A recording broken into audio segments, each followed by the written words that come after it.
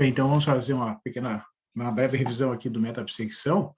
Esse método é um método iterativo para a resolução de equações, que é bastante conhecido e ele é uma consequência da aplicação sucessiva do teorema do valor intermediário para funções contínuas, né? Uma vez que uma função troca de sinal no intervalo AB e ela é contínua nesse intervalo, obrigatoriamente ela deve ter algum ponto no qual se anula neste intervalo, né? Como uma aplicação do teorema do valor intermediário. Pelo fato dela ser contínua, ela passar do negativo para o positivo, ela tem que passar por algum ponto onde ela vale zero.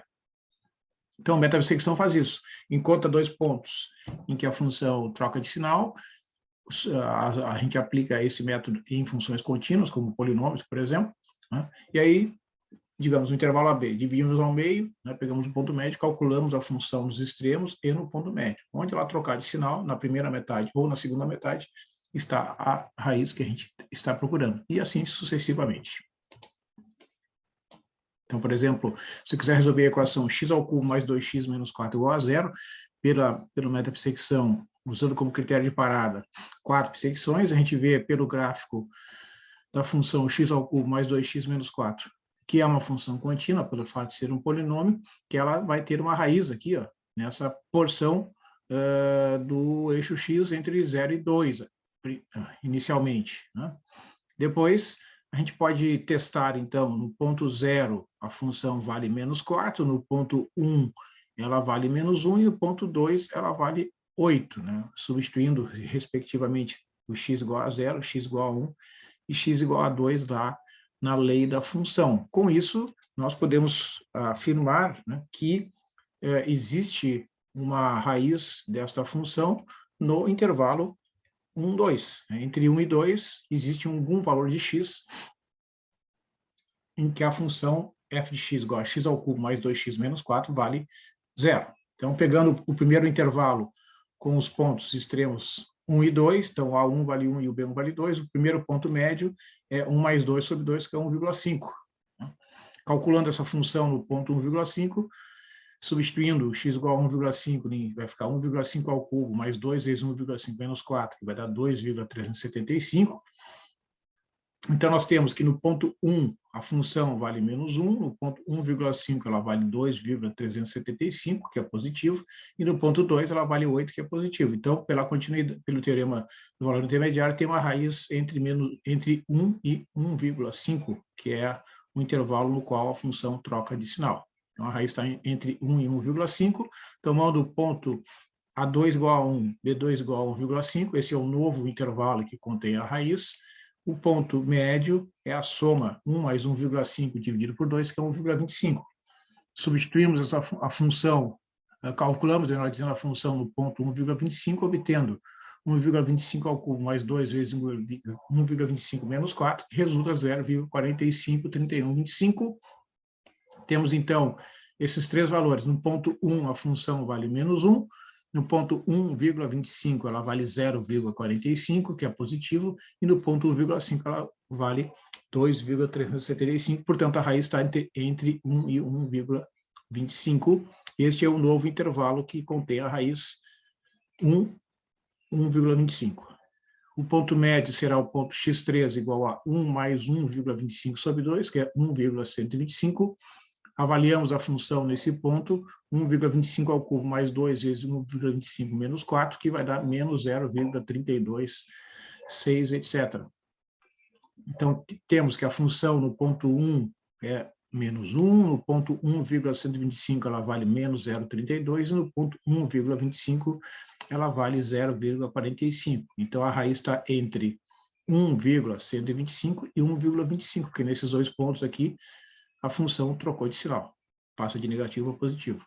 Então, a raiz está no intervalo 1,125, 1,25. Este é o intervalo A4B4, destacado em tela. O ponto x4 será o ponto médio entre esses dois, que vai dar 1,1875. Esta função calculada neste ponto vai dar 0,0495605. Continuando o processo iterativo, são geradas novas aproximações da raiz. Então, realizando 4 bissecções, o resultado foi o seguinte: a raiz é aproximadamente 1,1875, que a gente representa, então, como x aproximadamente igual a 1,1875, sendo a raiz dessa função, conforme a gente vê aqui neste gráfico. Passando para um exemplo, então, de cálculo de raízes pelo método de Newton, né, o objetivo desse método também é resolver equações da forma f de x igual a zero, ou seja, calcular as raízes da equação f de x igual a zero, onde essa f é uma função de classe C1, isto é, uma função contínua com a derivada primeira diferente de zero em todos os pontos do intervalo i. Portanto, toma-se um valor inicial que a gente chama de semente, x1 pertencente ao intervalo i, digamos que a raiz esteja entre 0 e 1. Eu vou pegar o ponto médio como semente. Então, tendo essa semente definida, define-se a sequência de aproximações sucessivas. X índice 2 igual a x índice 1 menos f de x índice 1 sobre a derivada da f no ponto x índice 1.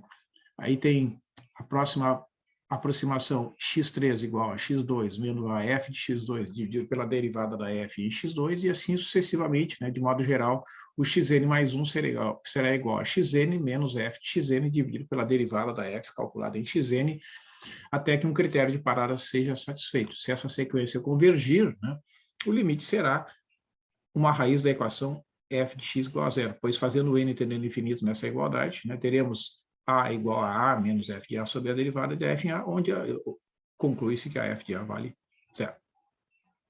Então, se eu quiser resolver a equação x ao cubo menos x mais 0,2 igual a zero, né, nós teremos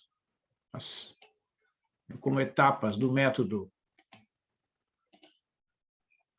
a localização gráfica das raízes da equação e os intervalos separados, calcular a menor raiz real da equação pelo método de Newton, escolher como semente x1 o ponto médio do intervalo que contém a raiz com o critério de parada a módulo da f de x menor que 10 a menos 4 e no máximo 10 iterações. Então, nós temos aqui, por esse gráfico obtido no GeoGebra, que tem uma raiz entre menos 2 e menos 1 aqui, né?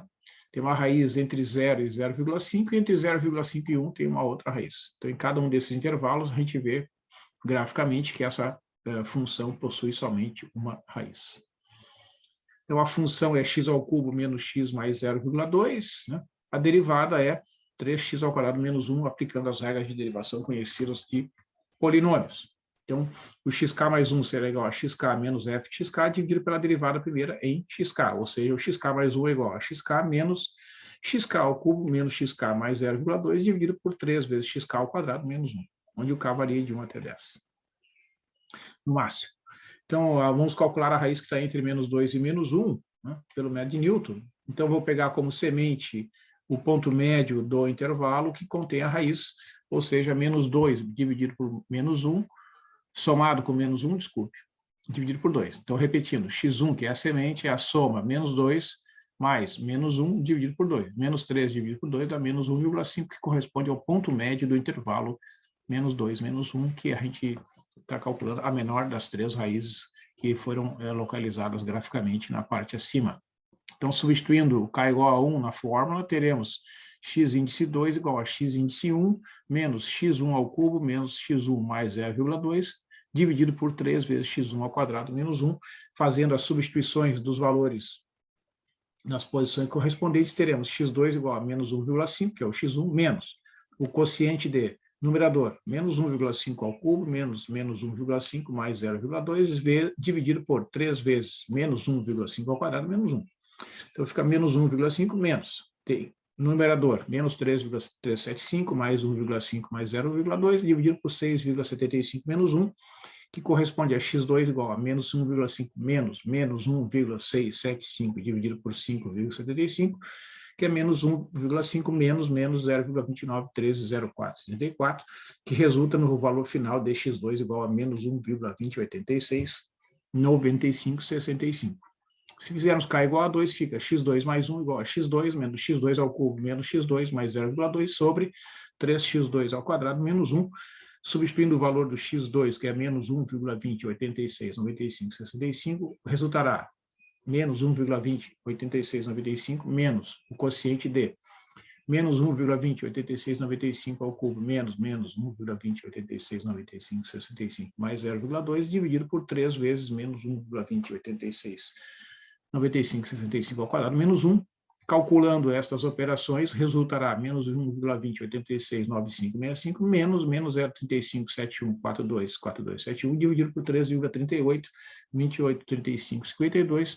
Fazendo essas operações, obtemos a aproximação menos 1,10312078, que é a nova aproximação da raiz. Aqui na planilha do Excel, né, nós geramos estes valores, definindo aqui a semente, menos 1,5, aqui a coluna da função, a coluna da derivada, a coluna do quociente f de xk sobre a derivada da f em xk, né? E o critério de parada, quando a f em módulo for menor que 1, o teste resultará igual a 1. Né? Então, fazendo aqui os cálculos, nós concluímos que, partindo da semente menos 1,5, após 4 iterações, 1, 2, 3, 4 iterações, obtemos o x índice 5, que é menos 1,0880340170, que tem uma função igual a 2 vezes 10 na menos 7, ou seja, a raiz que está no intervalo menos 2 menos 1 é x igual a menos 1,0880340170, pois satisfaz o critério de parada, que é módulo da função, né, menos 0,0000026, que é menor do que 10 na menos 4. Então, aqui no texto está apresentado, né, melhor dizendo, o desenvolvimento do cálculo das demais raízes da equação acima. Foi calculado a raiz que está entre 0 e 0,5, partindo da semente, que é o ponto médio, igual a 0,25. Definimos na planilha as equações que definem a função, a derivada e o quociente, e a fórmula iterativa, obtendo, então, x5 aproximadamente igual a 0,2091473265, que é a raiz que satisfaz o critério de parada no intervalo 0,5. E a raiz que está entre 0,5 e 1, nós tomamos a semente igual a 0,75, aqui está a semente, né? Aqui está, nesta coluna, a lei da função, os valores da derivada, o quociente, aqui nessa coluna, e as aproximações, vocês viram, está aqui o x2, x3 e x4, que a gente vê, então, que após 3 iterações, obtendo o x4, a função terá um valor menor em módulo do que 10 na menos 4. Então, a raiz, neste caso, é aproximadamente igual a 0,8789,46,19,22, que satisfaz o critério de parada, porque o módulo da função, ou seja, o módulo de 0,00008 é menor do que 10 na menos 4. Com isso, esta equação está completamente resolvida, né, pelo método de Newton. Então, com isso, eu encerro esta atividade.